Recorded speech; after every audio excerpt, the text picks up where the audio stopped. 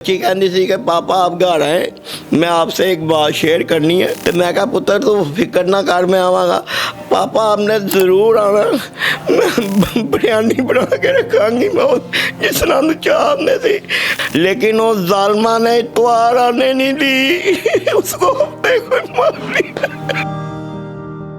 एक ऐसी बेटी जिसकी अभी डोली उठी और उसके बाद जनाजे की इत्तला आ गई। कातिल अपना ही खामंद है उसका। हमने इसकी कोई आवाज नहीं सुनी बच्ची की। इन्होंने पता नहीं किस तरीके से इस बच्ची को मारा है, या कोई नशावर चीज दी होगी इन लोगों ने उसको कि उसकी आवाज तक नहीं निकली इस बच्ची मेरी की।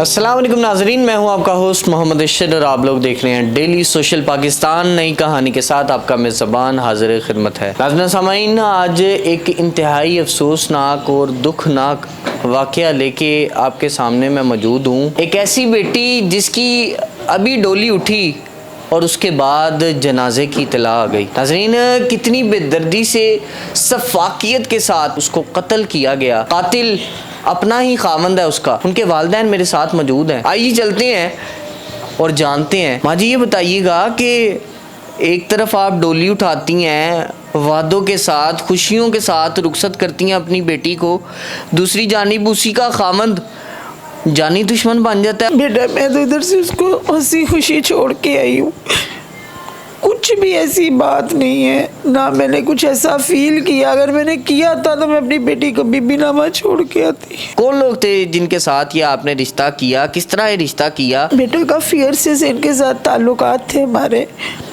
बहुत अच्छे तरीके से हम लोग मिलते जुलते रहे हैं, मगर इन्होंने खुद ही पीछे पढ़ पढ़ के हमें आपकी बच्ची अच्छी लगती है, बहुत प्यारी है। जिस तरह मेरी 4 बेटी हैं, ये 5वीं ये भी मेरी बेटी है। लड़के की माँ मुझे ये कहती थी, लड़के की बहनें कहती थी, लड़के का बड़ा भाई कहता था। सब लोगों ने पीछे पढ़ के ये रिश्ता हमसे ले लिया। सर ये बताइएगा कि आपने रिश्ता किया जी, कोई डिमांड की थी आपने? ना जी ना, कोई डिमांड नहीं की। मैनू इन्होंने दसिया, मैं उन्होंने मिलिया, वो इस तरह मिले यानी कि अपने भैन भरावां नालों वध के। एवं बंदा कहे, मैं अपनियां भैनां नूं भी दसिया, एडियां भैनां नूं भी कि मैं कहा यार बड़े अच्छे लोग ने, तो कोई नहीं मसलन सारा कुछ कहते हैं जी, बिल्डिंग भी है साड़ी है, गड्डियां या असीं, मैं कहा बच्ची दे नाल लवाने अल्लाह पाक होर देवे तुहानूं। एक साडा घर तैयार हो रहा, होर असीं उधर शिफ्ट हो जाना, असीं किराए ते सारा चढ़ा देना।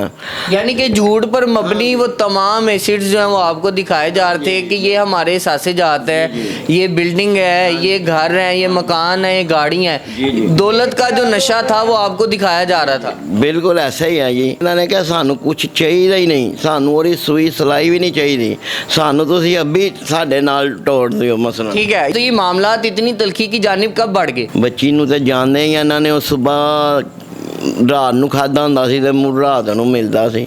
बच्ची ने फोन करके बताया तो मैं उन्होंने खर्चा भेजना था। मैं कहा पुत्र वेख कोई गल नहीं, घरां च यानी कि फाका कशी पे रखा गया, उसको पे रखा गया, यही कह रहा हूँ। और कोल सिगरटां दे पैसे नहीं होंदे सी, पेट्रोल दे पैसे नहीं होंदे सी, कहंदा सी अपने बाप नूं फोन कर पैसे मंगवा।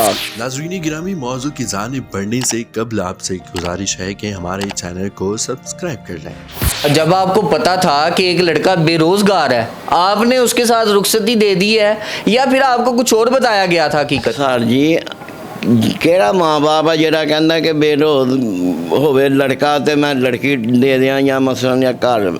सानू तो किया गया ये किराया आंदा ये यासर के पास ही आता है, बाहर से हमारी ज़मीनें हैं, उसका भी खर्चा पानी इसके पास ही होता है। तो ये अब इधर भी जो है ना ये काम करता है, ये जो होती है ना ये किश्तों वाली दुकानें, ये उधर काम करता है। 70,000 रुपया इसको ये सैलरी लहदा आती है। यानी कि इस तरह के ख्वाब दिखाए गए थे झूठ पे मबनी। ये बताइएगा कि आपको कब अंदाज़ा हुआ कि ये लड़का बेरोजगार है, और पहला मुतालबे में कितनी रकम आपने जो है उसको मुंतकिल की थी, कितने पैसे भेजे थे अपनी बेटी की खातिर कि वो फाका कशी ना करे, वो रोज़ अपना खाए पिए और ज़िंदा रहे, अपनी सांसें जो बची हैं वो बेहतरीन तरीके से ले सके? ਸਰ ਜੀ ਅਗਰ ਪਹਿਲੇ ਕੁਝ ਵੀ ਮਹਿਸੂਸ ਹੋ ਜਾਂਦਾ ਉਸ ਦੌਰਾਨ ਵੀ ਹੋ ਜਾਂਦਾ ਤੇ ਅਸੀਂ ਬੱਚੀ ਰੋਕ ਲੈਣੀ ਸੀ। ਇਹਨਾਂ ਨੇ ਉਸ ਦੌਰਾਨ ਵੀ ਮਸਲਨ ਸਾਨੂੰ ਖੁਆਬ ਵੀ ਦਿਖਾਉਂਦੇ ਰਹੇ ਤੇ ਬੱਚੀ ਨੇ ਫਿਰ ਜਿਸਲੇ कितने पैसे भेजे थे ज़रा बताइएगा। मैं कभी 3,000 भेजता था, कभी 2,000, कभी 5,000, कभी हफ्ते के हफ्ते भेजते थे, बस हफ्ते ਦੇ ਹਫਤੇ समझ लो या महीने ਦੇ ਵਿੱਚ 2-3 ਮਰਤਬਾ मैं भेजना था। यानी कि बच्ची के घर के अखराजात सारे आप खुद ही चला रहे थे। बिल्कुल समझ लो कि मैं ही चला रहा था।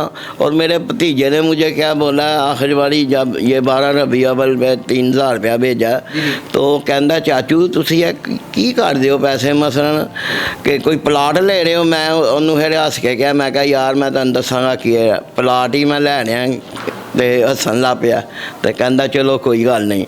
ਤੇ ਹੁਣ ਮੈਂ ਉਹਨੂੰ ਕੀ ਦੱਸਦਾ ਕਿ ਮੈਂ ਕਿਹੜਾ ਪਲਾਟ ਲਿੱਤਾ ਹੈ ਕਿ ਦਿੱਤਾ ਹੈ। ਮੈਂ ਪੰਡ ਚੁੱਕੀ ਹੈ ਉੱਧਰੋਂ ਵੀ ਇੱਧਰੋਂ ਵੀ। ਮੈਂ ਬੜੀ ਟੈਨਸ਼ਨ ਜੋ ਮੇਰੀਆਂ ਪੈਰਾਂ ਕਹਿੰਦੀਆਂ ਕੀ ਹੋਇਆ। ਮੈਂ ਕਿਸੇ ਨੂੰ ਕੀ ਕਹਿੰਦਾ ਮੈਂ ਜਾ ਕੇ ਬੈਠਾ ਰਹਿਣਾ ਤਾਂ ਸੋਚਦਾ ਰਹਿਣਾ ਤਾਂ ਕਿ ਯਾਰ ਮੈਂ ਹੁਣ ਕੀ ਕਰਾਂ ਮੈਂ ਕਿਹਨੂੰ ਕਮਾਂ ਜੇ ਮੈਂ ਤੇ ਐਡੇ ਜਿਸ ਤਰ੍ਹਾਂ ਮੈਨੂੰ ਖੁਆਬ ਦਵਾਏ ਮੈਂ ਅਗਲਿਆਂ ਨੂੰ ਦੱਸਿਆ ਕਿ ਇੰਝ ਤੇ ਹੁਣ ਮੈਂ ਕਹਾਂ ਮੈਂ ਕਿਸ ਤਰ੍ਹਾਂ ਕਰਾਂ। ਤੇ ਉਹਨਾਂ ਨੇ ਇੰਨੀ ਮੁਹਲਤ ਇਤਵਾਰ ਨੂੰ ਜਾਣਾ ਸੀ। ਬੱਚੀ ਕਹਿੰਦੀ ਸੀ ਕਿ ਪਾਪਾ ਆਪ ਘਰ ਆਏ मैं आपसे एक बात शेयर करनी है। अरे उन्हें की गल करनी सी ते मैं समझ गया मैं कहा यार बैठ के ना इतवार ਨੂੰ ਕੋਈ फैसला कर देंगे कि भाई ਸਾਡੇ ਕੋਲ ਇੰਨੀ ਨਹੀਂ ਤੁਸੀਂ ਨਹੀਂ ਰੱਖ ਸਕਦੇ ਬੱਚੀ ਭੇਜ ਦਿਓ ਅਸੀਂ ਘਰ ਬਿਠਾ ਕੇ ਖਵਾਈ ਜਾਂਦੇ ਹਾਂ। ਜਿਸਲੇ ਤੁਹਾਡੇ ਹਾਲਾਤ ਸਹੀ ਹੋ ਜਾਣਗੇ ਤੇ ਅਸੀਂ ਬੱਚੀ ਭੇਜ ਦੇਵਾਂਗੇ। ਤੇ ਮੈਂ ਕਿਹਾ ਪੁੱਤਰ ਤੂੰ ਫਿਕਰ ਨਾ ਕਰ ਮੈਂ ਆਵਾਂਗਾ। पापा आपने ज़रूर आना मैं बिरयानी बना के रखांगी मैं जिस तरह चाह आपने थी। आपने सुबह ना आए ना तो रात को आना ये गाड़ी होता है इतवार को अक्सर। मैं कहा अच्छा बेटा लेकिन वो जालमा ने इतवार आने नहीं दी उसको हफ्ते को मार दिया।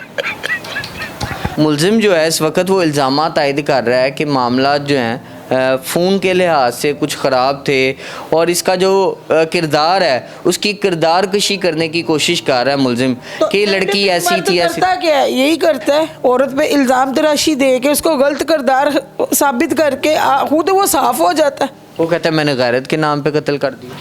किस चीज़ की गैरत के नाम पे क्या देखा है उसने हमें भी तो बताया ना। अगर तुमने कोई चीज़ देखी थी हमारे साथ आपसे कभी शिकायत की थी उसने किसी कि ये ऐसे करती है इसको समझाए माँ जी? नहीं मेरे साथ कभी कोई कभी जिंदगी में ऐसी शिकायत नहीं की मेरे साथ। क्या गैरत के नाम पे पूरे मोहल्ले में मैं पूछ के आई हूँ हर कोई उस बच्ची की तारीफ कर रहा है। या कोई किसी ने कोई भी चीज़ देखी हो कोई तो बोलता है ना हमने इसमें ये चीज़ देखी है। उनके घर के सामने बिल्कुल भाई रहते हैं उनकी फैमिली उनकी बीवी रहती है। वो कहते हैं इतनी अच्छी बच्ची थी कि हम बता नहीं सकते हैं। आप लोग जाए उसके मोहल्ले में हम हमारे अलावा चले जाएं जाके आप खुद पता कर लें। अच्छा माँ जी ये बताइएगा इंसाफ किस तरह का मतलूब है क्या चाहते हैं? फांसी के फंदे में लटका हुआ हम इसको देखना चाहते हैं। हमारी बच्ची के सर में रोड मार मार के पता नहीं क्या क्या चीजें मारी उसके बाद इसने उसका फांसी दे दी। इतना जालिम इतना किसी बगैरत का बच्चा। ये बताएं कितने लोग वाकई में मुलव्वस थे क्या लगता है आपको किन किन पे शक जा रहा है? ये पूरी फैमिली मुलव्वस थी सबको सारा कुछ। इसकी माँ को मैं छोड़ के आई हूँ घर इसका भाई बैठा हुआ था इसके भाई ने रोटी ला के दी है वो मैंने खाई है।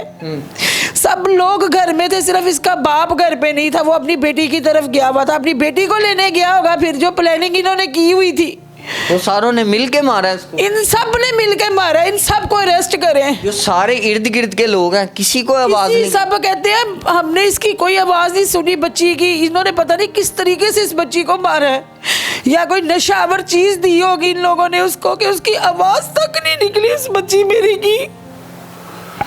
नाज़रीन सामाईन इंतहाई अफसोसनाक ये वाक़या है कि एक शोहर और एक ऐसा घर है जो ससुराल माना जाता है जहाँ लड़की ने अपनी सारी ज़िंदगी का गुज़र बसर करना होता है वही तमाम लोग जत्थे की सूरत में एक बच्ची पे हमलावर होते हैं और उसको इतना मारते हैं कि उसकी ज़िंदगी का चिराग गुल कर देते हैं। वो अकेली बच्ची किस तरह अपने आप को बचाती इतने लोगों में से।